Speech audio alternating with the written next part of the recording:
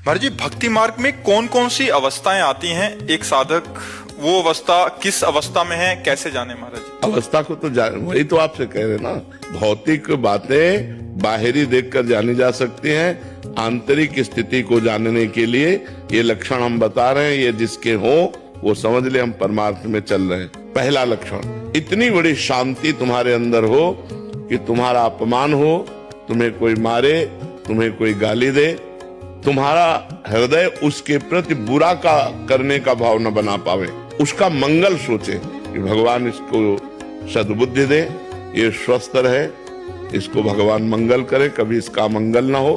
इतनी बड़ी शांति होनी चाहिए, तब समझे कि हम भक्ति मार्ग में चल रहे हैं। अभी वो स्थिति को प्राप्त नहीं, स्थिति तो आगे वर्णन हो रही है। एक मिनट भी भगवान से अलग समय नहीं जाना चाहिए। भगवान का विस्मरण होते ही व्याकुलता पैदा हो जानी चाहिए। मैं कैसे भूल गया भगवान को? एक क्षण भी भगवान का चिंतन नहीं छूटना चाहिए। अगर छूट गया तो वो व्यर्थ समय चला गया। ये अभी चलने की बात है।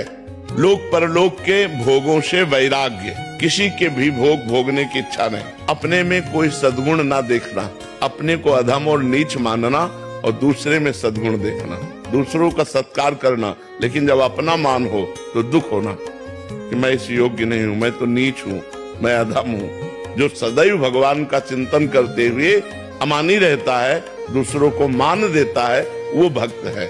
अब उसके अंदर स्थिति आई, इसी जन्म में मुझे भगवत प्राप्ति हो जाएगी। दृढ़ आशा हो जानी चाहिए कि इस जन्म में मेरा काम हो गया।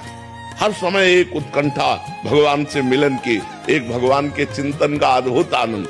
नाम गाने सदा रुचि, भगवान के नाम में इतनी रुचि हो गई कि त्रिभुवन की राज्य लक्ष्मी दे दी जाए तो भी नहीं छोड़ सकता। आसक्ति तद्गुणाख्याने, जिसके पास बैठ गया भगवान की चर्चा शुरू हो गई, वो भगवान की चर्चा सुने और कहे बिना रह नहीं सकता। और प्रीति तद वसति स्थले, जो भगवान की अवतार लीलाएं हैं, जैसे अयोध्या है, मथुरा है, काशी है, द्वारिका है, वृंदावन है, इनमें उसकी प्रीति हो जाती है। मेरे भगवान की नगरियां हैं, मेरे भगवान के धाम, पवित्र स्थानों में उसकी आसक्ति हो जाती है। बार बार जाना, दर्शन करना, रहने की इच्छा करना, ये पवित्र भाव उसके अंदर जागृत हो जाते हैं। यदि ऐसे भाव आ जाए तो जान ले भक्ति संपूर्ण अपना रंग जमा चुकी है।